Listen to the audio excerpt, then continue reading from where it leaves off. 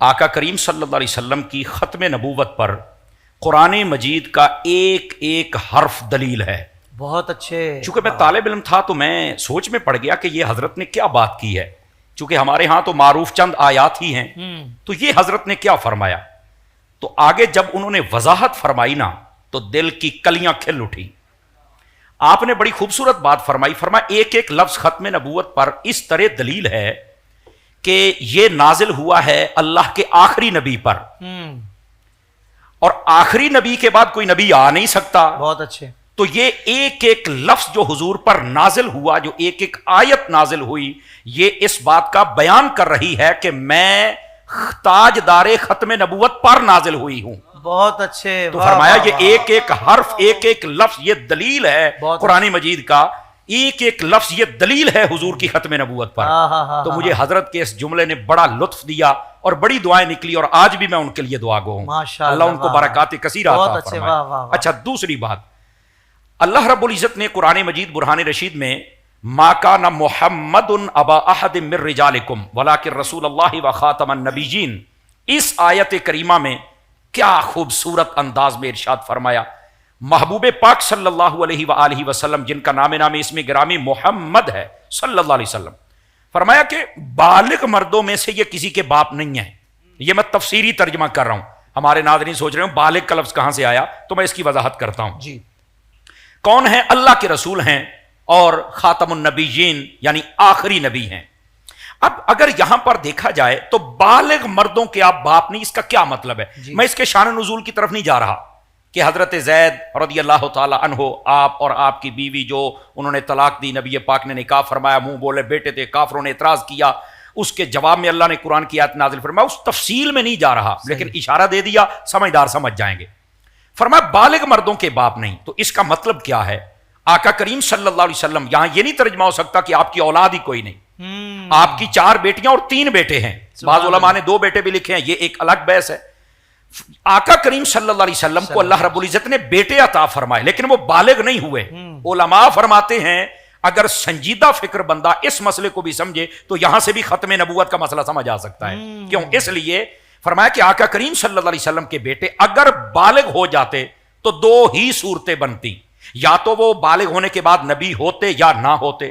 فرمایا اگر نبی ہوتے تو ختم نبوت کا تاج آگے جاتا، اللہ کو یہ بھی منظور نہیں تھا. بہت اچھا. سمجھنے والی بات ہے نا. اور اگر بالغ ہوتے نبی نہ بنتے تو یہ بھی آقا کریم صلی اللہ علیہ وسلم کی شان اقدس میں ایک قسم کا نقص آ جاتا کہ پہلے نبیوں کے بیٹے بالغ ہوئے تو نبوت ملی، ہمارے نبی کے بیٹے بالغ ہوئے تو نبوت نہیں ملی. اللہ نے فرمایا حبیب ختم نبوت کا تاج بھی آگے نہیں جا سکتا، کیا کہنے، اور آپ کی شان میں کمی بھی نہیں ہو سکتی. کیا کہنے. سمجھ آ رہی میری بات؟ اور یہاں سے ناظرین کے لیے سمجھنے کی بات یہ ہے کہ آقا کریم علیہ السلام کا بیٹا اس لیے کوئی بھی جوان نہیں ہوا کہ ان کو نبوت نہیں مل سکتی تھی. تو سوچنے کی بات ہے جب ہمارے نبی کے بعد ہمارے نبی کا سگا بیٹا نبی نہیں ہو سکتا تو یہ کانا نبی کیسے بن گیا یار؟ یہ سمجھ نہیں آتی ہمیں. تو یہ ہو ہی نہیں سکتا. یہاں تو یہ مسئلہ سمجھنے والا ہے. اچھا یہاں پر دوسری بات بڑی سمجھنے والی ہے. آقا کریم صلی اللہ علیہ وسلم کے بیٹوں کو جب نبوت دینی ہی نہیں تھی تو پھر اللہ تعالیٰ بیٹے ہی عطا نہ فرماتا. تو یہاں پر کسی عاشق نے بڑی خوبصورت بات کہی، مجھے یاد آ گئی، میں سنا دیتا ہوں. وہ کہتے ہیں اگر اللہ تعالیٰ اپنے حبیب کو بیٹے عطا نہ کرتا تو کوئی کافر اور کوئی بد باطن و منافق یہ کہہ سکتا تھا کہ اس نبی کے خون میں بیٹا پیدا کرنے کی طاقت ہی نہیں ہے. اللہ نے فرمایا کہ یہ بھی نہیں ہونے دینا کہ کوئی بکواس نہ کرے. فرمایا 1 نہیں 2 نہیں 3 بیٹے عطا فرمائے کہ دیکھ لو طاقت ہے، پر بڑے اس لیے نہیں ہونے دیے کہ مسئلہ ختم نبوت ہے کہ یہ تاج ہم نے سجایا ہی مصطفیٰ کے سر پہ ہے، یہ کسی اور سر پہ جا ہی نہیں سکتا ہے. یہ بات ہے. اچھا تیسری بات بھی یہاں سمجھنے والی ہے، میں جلدی میں بتا دوں تاکہ ناظرین کو زیادہ باتیں مل جائیں.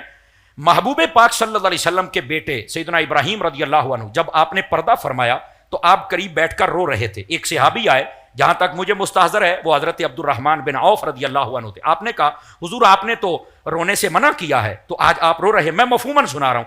آپ نے فرمایا رونے سے منع نہیں کیا، میں نے پیٹنے سے منع کیا ہے. جو اعمال و اقوال جہالت ہیں میں نے ان سے منع کیا ہے. بہت اچھے. سمجھ آئی نا؟ یہ گریبان پھاڑنا اور بال اپنے بکھیر لینا اور اقوال جہالت بولنا، فرمایا میں نے ان سے منع کیا ہوا ہے. رونے سے تو میں نے نہیں منع کیا. فطری ہے، ایک فطری ہے، اور بسا اوقات یہ محبت میں بھی رویا جاتا ہے. ٹھیک ہے. اچھا आका करीम सल्लल्लाहु अलैहि वसल्लम ने ये बात इरशाद फरमा दी। लेकिन मैं नाजरीन से कहना चाहता हूं, जरा एक मिनट के लिए रोक के सोचिए ना, आका करीम सल्लल्लाहु अलैहि वसल्लम ये वही नबी नहीं है कि सूरज डूब जाए तो वापस पलटा लेते हैं, चांद को तोड़ लेते हैं, आप दरख्तों को चला लेते हैं, पत्थरों को बुला लेते हैं, क्या आज दुआ करें तो ये बेटा जिंदा नहीं हो सकता है? तो आप ये दुआ क्यों नहीं फरमा रहे, क्यों नहीं कर रहे? तो मुझे जो समझ आई, यहां नुक्ता ये दे रहे हैं कि मेरी यहां खत्म नबूवत का मसला है कि अगर मेरा बेटा जिंदा हो, जवान हो, तो खत्म नबूवत का ताज आगे जाएगा, पर फरमाया मेरी खत्म नबूवत पर मैं अपना बेटा ही कुर्बान कर रहा हूं कि ये ताज मेरे बेटे को भी नहीं मिल सकता है। तो जब हुजूर का बेटा खत्म नबूवत पे कुर्बान हो सकता है तो तेरे मेरे बेटे कुर्बान नहीं हो सकते हैं। तो कुरान मजीद की अगर इस बयान को देखा जाए तो ये तो दिल की सारी कलियां खोल के रख देता है। बहुत अच्छे। तो अल्लाह रब्बुल इज्जत ने महबूब पाक सल्लल्लाहु अलैहि वसल्लम आपकी खत्म नबूवत का जाहिर व बाहिर बयान फरमा दिया है कि ये आखिरी नबी है, इनके बाद कोई नबी नहीं हो सकता।